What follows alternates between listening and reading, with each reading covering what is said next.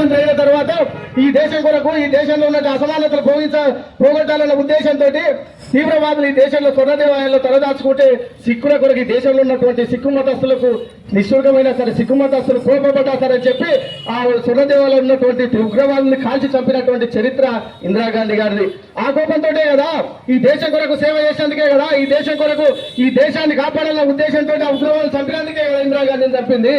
ఆ తర్వాత రాజీవ్ గాంధీ ప్రధానమంత్రి అయిన తర్వాత రాజీవ్ గాంధీ కూడా ఎల్టీటీ ఉగ్రవాదులను వేరేసేందుకే కదా వాళ్ళు కక్ష కట్టి రాజీవ్ గాంధీ గారిని చంపింది కూడా. ఈ దేశం కొరకు ప్రాణాలు అర్పించింది ఇందిరాగాంధీ, ఈ దేశం కొరకు ప్రాణాలు అర్పించింది రాజీవ్ గాంధీ. అటువంటి కుటుంబాన్ని ఈ రోజు మీరు దూరం చేసి భారతదేశం నుంచి దూరం చేసి కార్యకర్తల మనసుల్లో ప్రజల మనసుల్లో యువకుల మనసుల్లో ఈ భారతదేశ ప్రజల మనసుల్లో ఒక చెడు ఉద్దేశాన్ని కలిగించి చెడుగా ప్రచారం చేసి ఈ దేశం నుండి గాంధీ కుటుంబాన్ని దూరం చేయాలని చెప్పి ఈ రోజు మాట్లాడుతూ ఉన్నారు. ఒక్కసారి ఆలోచన చేయండి. ఆనాడు చేసినటువంటి నెహ్రూ గారు ఇప్పుడు పోలుస్తా ఉన్నారు. నెహ్రూ గారి చరిత్ర దాటిందట, చరిత్ర సృష్టించిందట ఈ నరేంద్ర మోడీ గారు. 2 టర్ములు అయిపోయింది, 12 సంవత్సరాలు దాటింది కదా. ఆనాడు చేసినటువంటి నెహ్రూ గారి కంటే మా ప్రధాని ఇప్పుడు మోడీ గారు ఇప్పుడు గొప్ప అని చెప్పి సంగలు గుర్తుకుంటున్నారు కదా. ఆనాడున్న భారతదేశం ఎక్కడ, ఈనాడు వచ్చినటువంటి టెక్నాలజీ, ఈనాడు వచ్చినటువంటి ఈ యుగంలో ఉన్నటువంటి 2014లో ఉన్నటువంటి భారతదేశం ఎక్కడ? మీరు అనుకుంటుండొచ్చు భాజపా కార్యకర్తలారా, మీరు అనుకోవచ్చు ఈ రోజు నెహ్రూ గారిని మేము దాటామని మీరు అనుకుంటారు. కానీ నరేంద్ర మోడీ గారు బతికున్నన్ని రోజులు ఇంకో 30 సంవత్సరాలు ఈ దేశానికి ప్రధానమంత్రి చేసినా నెహ్రూ గారి ఖాళీ కోటికి సరిపోవని చెప్పి నేను ఈ సందర్భంగా నేను మనవి చేస్తా ఉన్నా. ఒక్కసారి ఆలోచన చేయండి. ఆనాటి భారతదేశం ఎక్కడ, స్వాతంత్రానికి ముందున్న భారతదేశం ఎక్కడ, ఇప్పుడు ఈ టెక్నాలజీ యుగంలో ఉన్నటువంటి భారతదేశం ఎక్కడ ఒకసారి ఆలోచన చేయండి. కాబట్టి కార్యకర్తలారా, మన మీద ఉంది, మన భుజస్కంధాల పైన మొయ్యాలి, ఈ ప్రచారాన్ని తిప్పికొట్టాలి. ఈ ఆన్లైన్ లో బోగస్ లో మోదీ మీడియా చేస్తున్నటువంటి ప్రచారాన్ని మనం తిప్పికొట్టి ఈ భారతదేశాన్ని కాపాడాల్సిన అవసరం ఉంది. ఈ భారతీయ జనతా పార్టీ నుంచి కాపాడాల్సినటువంటి అవసరం ఉంది.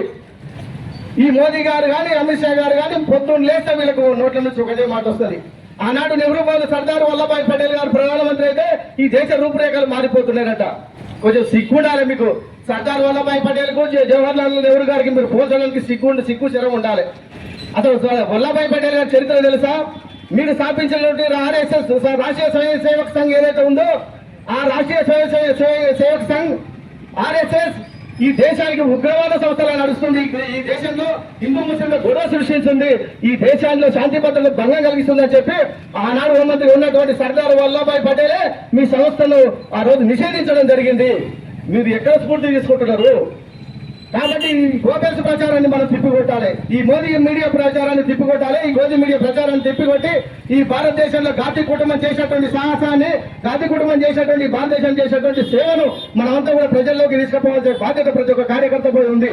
కాబట్టి కార్యకర్తలారా, యువజన కాంగ్రెస్ పార్టీ కార్యకర్తలారా, కాంగ్రెస్ పార్టీ కార్యకర్తలారా, మీరందరూ కూడా ఈ ఆన్లైన్ లో జరిగే మోసాన్ని, ఈ యూట్యూబ్లలో ప్రచారం చేసే మోసాన్ని మీరు అంతా కూడా గమనించి ఎప్పటికప్పుడు వ్యతిరేకించి గాంధీ కుటుంబ చరిత్రను వివరించి కౌంటర్ మీరు కంపల్సరీ మనం ఇవ్వాల్సిందే.